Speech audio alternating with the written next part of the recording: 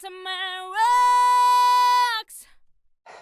Hello, this is Raymond, the MetaMan, and I'm going to talk to you in this brief video about Terra Luna. Terra Luna, it's number 10, so it's a really, really important coin, but what does it do?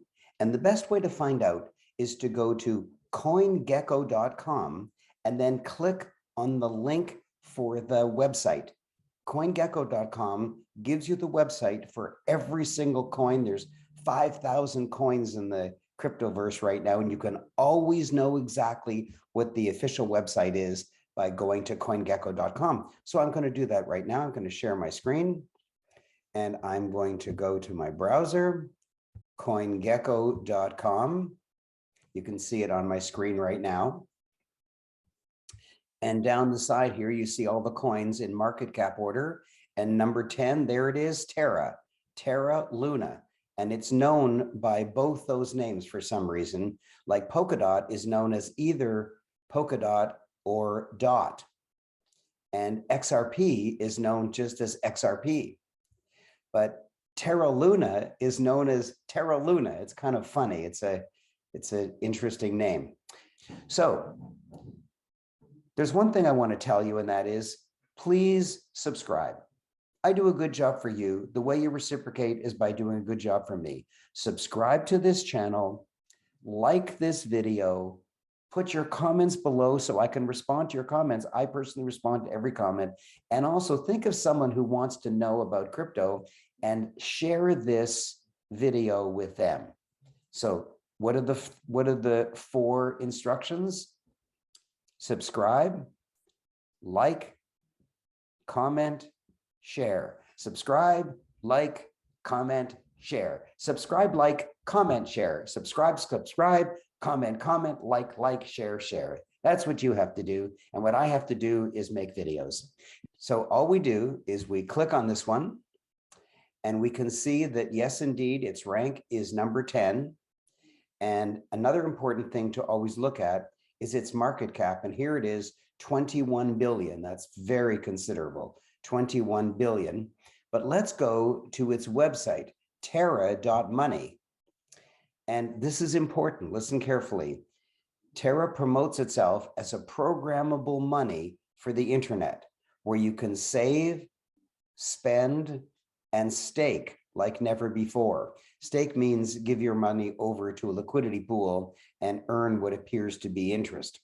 Terra is a public blockchain protocol like Ethereum or Bitcoin, deploying a suite of algorithmic decentralized stablecoins, and a stablecoin is like USDT, which underpin a thriving ecosystem that brings DeFi. DeFi is decentralized finance to the masses.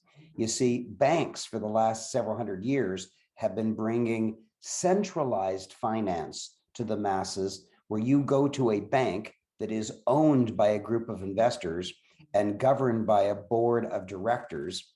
And when you go there, they make money. Every time you write a check, every time you buy a money order or send funds to a different country, they charge you 10 cents or $8 or $3. And those little pieces of money add up considerably. And that's why the largest buildings, the largest office buildings in the downtown of every city in the entire world is banks. And there's a rule: very high profits attracts very high competition. Very high profits attracts very high competition. Well, who the heck do you think paid for all of those massive office towers in the downtown of every single city in the world? You did. You did, with your little 10-cent pieces and 25-cent pieces and $8 pieces. So the giant competition that has come is called DeFi, and Terra Luna is a decentralized finance opportunity. So I'm scrolling down, and they call themselves lunatics. That's very funny. Terra's ecosystem is booming. Join the creators, the builders, and the users of the Terra Luna ecosystem to pioneer the future of DeFi and online communities. Now, I've clicked on this and I'm really startled. I'm not going to read them all off to you, but Mirror, Anchor, TerraSwap, Pylon, Terra, Chai, Mavolo, Spectrum. You can see it goes down and down and down and down. There's literally hundreds of really eager developers creating fascinating applications on the Terra Luna ecosystem, hundreds of them. And here's another rule: money goes where the developers are. Money goes where the developers are. Anyone can create what they can call is an ecosystem, but if there are no developers there, then the ecosystem gets cold and nobody uses it. There's many ecosystems out there. Not every single one of them is going to thrive. If you remember back to 1903, when Henry Ford launched his amazing company to mass produce automobiles for the very first time ever, what happened was thousands and thousands of companies sprung up in order to mass produce automobiles. Well, where are they? There's only a few dozen companies that mass produce automobiles now. Where did they go? It's 100 years later. Where are those many hundreds, maybe even 1,000 hopefuls back then? So what happens is one person starts it, in this case, Bitcoin, in about 2013, and then all kinds of other hopefuls spring into action, muscling their way, hoping that they're going to be one of the survivors. And most of them die. 90%, 95% of them die. If you tune back right here, 5 or 10 years from now, most of the names of the coins that are even world famous right now won't even exist.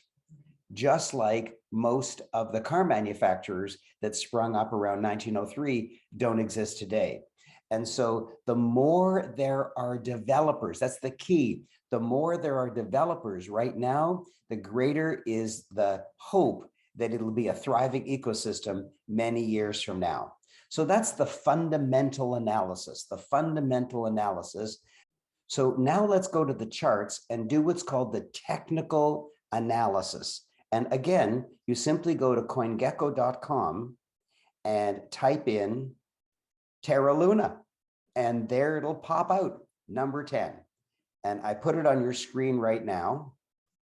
And what do we see?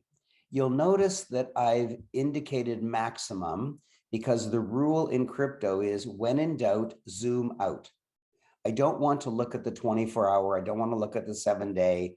That's for day traders. I want to get a feel for this.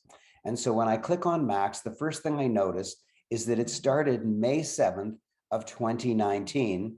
This is February 6th of 2022. So it's about 2.5 years old.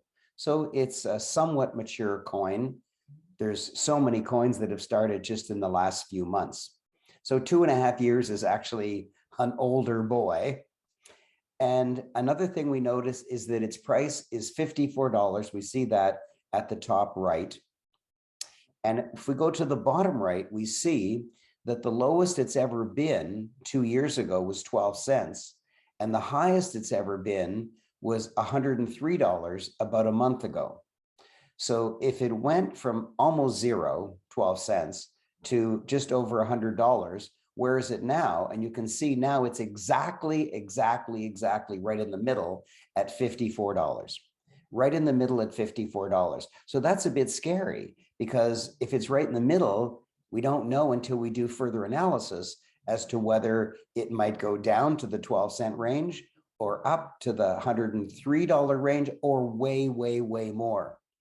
So for that, we're going to go to another chart, which is exactly the same chart, but on which I have drawn some lines. First, look at the purple lines. The lower purple line curved up is a line of the floor, and it's the floor of rising lows. It is a floor of rising lows. That's a very positive sign. Now, the upper purple line is a line of falling highs, lowering highs. That's not a good sign. You want higher lows, but you don't want lower highs. Why? Because it shows that the coin doesn't have the strength that it used to, which is sad news. But we can see that we've created a wedge, and a wedge is actually good news. Why? Because it looks like within a week or 2 weeks that the coin price will hit the point of the wedge. And at that point, it has to break out of the wedge, obviously, and it can either go up or down. However, the little background story is that Bitcoin is rising. Bitcoin has risen from the mid $30,000 range into the low $40,000 range. And that's a pretty big move for Mr. Bitcoin. And when Mr. Bitcoin moves up, then all the alts, the little tiny ones and the bigger ones like Terra Luna also go up. And so if I had to guess, I would guess that when Terra Luna hits the end or the point of the wedge, or even before that, because the tide rises with Bitcoin, I think that the choice of whether it'll go up or down is that it'll go up. Remember, please remember, this is for education and entertainment only. I'm not a financial advisor. If you like what I say, great. Think of what I say, but then put it in with other thinking and other YouTubers' advice, and then make your own decision. Don't go buying, saying you bought because of me and then get mad at me later because you took my advice. I'm not giving advice, I'm giving entertainment and education. Now, how high can it go? If it's going to go up, and I think there's a higher probability that it'll go up with Bitcoin and with the end of the wedge, then rather than going down, then I don't think it'll go up just to its high of 103. I think it'll go up to, looks like about 150. And so I'm thinking that if you get in now at roughly 50, that it could go in Q1 of 2022, which we're in right now, January, February, March of 2022. It could go in Q1 or maybe early Q2 to 150 from 50, which is 3x. Now you're used to YouTubers saying 10x, 100x, 1000x. Yeah, you're used to that, but not when you're talking about a coin that's 10th.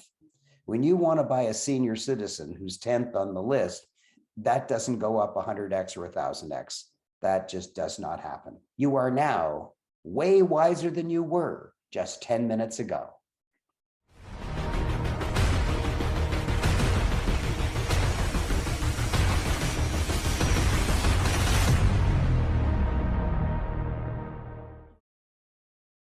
Please click on Meta in order to subscribe to my channel. And please click on this video, which is my most recent video, my previous one.